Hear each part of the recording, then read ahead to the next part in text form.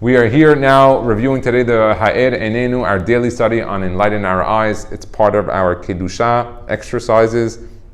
We're doing Kiddushat Enayim, Kiddushat HaLashon, Shemat Lashon, Shemat Enayim, and we're going to go to Sheminat Oznaim. I didn't get to it yet. It's coming up. Not yet, but we're going to get to what is Sheminat Oznaim and what's Sheminat Ha'af. We're going to get to that. There are pathways, but right now we're focusing on the most difficult, which is the eyes and the mouth. Okay, and this book gives very practical solutions. He first tells you the first one when someone, a lady, is walking improperly, focus on and think of something in the Torah that interests you. That way, you're not pushing down on this coil. Yeah, I know we're learning about a lot of these topics, and you're laughing. But you know what? The desire of preventing someone from looking at something wrong is like pushing down a spring, and unfortunately, when you push down the spring, it can bounce back up. So what the book here does, from Rabbi Yosef Shlomo Goldschmidt, is it gives you tactics. He tells you avoid the situations. Don't walk in places where you're not supposed to. Don't walk on the beach and then use this book for Sheminat Enayim. Avoid the situation. The other one tells you focus on something that you're thinking about. By thinking about it, of a Torah, of something that interests you in the Torah, and everyone's different. You might enjoy Sigulot, you might like Agadot, you might like Gemara, you might like Halacha. Focus on whatever you like. By thinking about that or something that you remembered, it works. I know that whenever I listen to Dirashot and I handwrite the sources that I need to search up, it forces me to remember and think that. And I found that when I do that often, your mind is so occupied with it. It works. It really does work. If you sit in a dirasha and you hear all the sources and you write whatever you can, whatever your notes can, and then you go home and you check those up and you look up the sources and you start to read them in Hebrew, in English, Spanish, whatever works for you, you're really going to expand your mind. You're going to walk out and think, your mind's going to be racing. You're going to have to stop your racing of the mind when you go to pray because you're going to be thinking about the Hidush. It's unbelievable. It's a tactic that a person has. And he gives you different tactics. He says here another one of the tactics is having a positive attitude. What he's going to go into and what he previously discussed is the desire of looking is very strong. It's a spiritual desire, not a physical one. There's no physical of looking at something. At least science has not proven it yet. But it's just we'll call it metaphysical or spiritual. It's like kavod, honor. Honor, why do they say that honor takes away from a person's zchuyot? Because honor is all spiritual. If you're taking something spiritual in the material world, it's cleaning out from another spiritual source.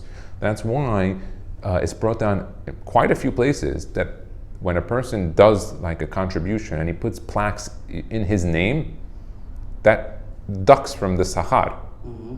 Now there are some that will say no, it will encourage more people to give more money when they see other people. So there's obviously two opinions about it, and there's of course legacies that people want to leave and things like that. But that kavod, that honor, has to be taken from somewhere. They're not just going to give a person all that kavod. It's coming. It's got to be erased from a different place, and usually it's the spiritual source. So that is brought down. And what he says here is think of not the onish of looking at the wrong thing, what will happen, but think of the reward that will come by protecting your eyes. When you focus on the reward, you'll have a much better chance because the reward of not looking at the wrong things is very great. One of them is a tremendous amount of parnasah. Hashem says, you protect your eyes, I'm going to give you a lot of parnasah. What's the easy way to see that?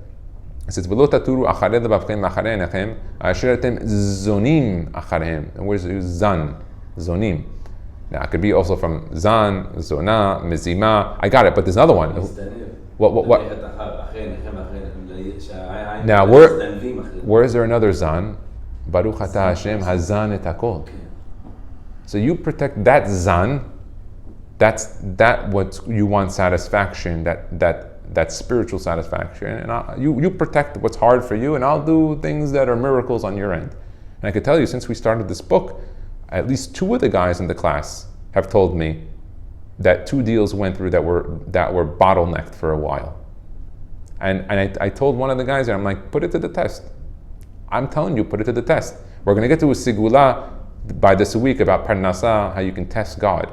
That's a little bit later in the week. But here, I tell people, test it. Do Shemirat Enayim and tell me that you didn't make more money. I want to see you tell me it. Do it seriously for a month. Do it straight for a month. Do it. Make the teshuvah. Do it right, and I bet you're going to make more money. That's how confident.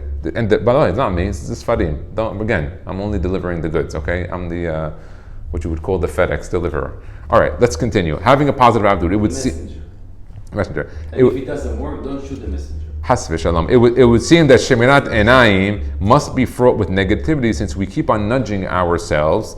Don't look, keep your eyes down, never mind what you're missing out on. But constraining unruly urges can be a bitter struggle because trying to suppress powerful desires is like squashing down a coiled spring that is gathering the strength to jump right back with more force than before. If you take a spring and you push it down, it was worse than when you just left it alone. Here you're pushing down by doing Shemirat Enayim. But there's a trick. It works because over the course of time, you train yourself. And suddenly when you see something wrong, your eyes already know where to look. The answer to this, Rav Chaim Friedlander Zatzal says, is to focus on the benefits of guarding one's eyes. So first tactic was think of Torah. Let's interest you. Second tactic, think of the reward. Third tactic is to focus on, the second one is focus on the benefits of guarding one's eyes, the reward. Then the struggle is no longer between enjoying a certain pleasure and giving it up, but rather between choosing one pleasure in favor of the other pleasure. So if I'd rather be successful in everything I'm doing and have beracha in my life than to see someone improperly dressed. Sending ourselves positive messages and cultivating a positive attitude might be far more helpful. We could reiterate our basic premise that deep down we really want to stay inside the Torah's safety net and be clean and pure. We're not seeking to be awash in momentary thrills. We choose to rise above that kind of thing. They leave long-term damage and have already caused untold havoc in enough areas. We'll go for the gold, the true spiritual wealth and eternal bliss. This style of thinking is far more effective, and we are no longer suppressing our basic desires, because what we're really doing now is we're saying, you know what? Instead of looking, the reward of not looking is better. It's going to be better for you. You're going to feel better. You're going to make more money, be more financially successful. What do you want better than that? Taking pride in persevering one's purity by saying no to forbidden pleasures gives a marvelous boost to the morale. A spirited and upbeat attitude turns Shemirat Enayim into informed presence as to how we wish to live, rather than a difficult sacrifice which drains our energy. Because if we go out there, it's always, I can't look, I can't see. We say, no, I have an opportunity, I'm going to be more successful now. I'm going to make more money. Or Hashem's going to bless me more. Or I'm going to get more beracha. It's much easier. By choosing a more positive attitude, it is no longer necessary to keep the palm pressed down so hard that coiled spring of lust. The roaring fires of our unruly passions begin to behave themselves and to lose their edge. This, to me, happy to march under the banner of Shemirat Enayim. Much easier. In that vein, the Sefer V'ha'er Einenu was written to spell out some of the wonderful benefits and rewards granted in this world. You're going to get reward now and the next world for Shemirat Enayim, guarding one's eyes in our challenging times. What's interesting is, why does he say that you get reward in this world? How did he know that? Because the punishment was in this world. Meaning, if a person looks at the wrong things, we said that it would cause him to lose parnasa in this world. So, kal vachomer, or ben beno shel kal vachomer, that he would receive reward. It's interesting on that. It gives the reader clear guidance and tips and will help him regain his footing when he feels he's losing ground. In itself, just learning about the manners of purity will help us rein in our control and impulses. That Midrash in Naso 14-4 promises that whenever we truly toil over a particular Torah teaching, Hashem will remove from us the desire to commit that sin. Oh wow, he gives you another one. So he tells you two things. He tells you, look at the positive benefits, and he tells you another thing. He goes, the desire removes itself when you actually learn the halachot. So even just by reading the book and being informed, you make the Yetzer Hara on that just smaller, just in and of itself, by default, by just learning the halachot. Baruch Adonai Le'olam, Amen ve'amen.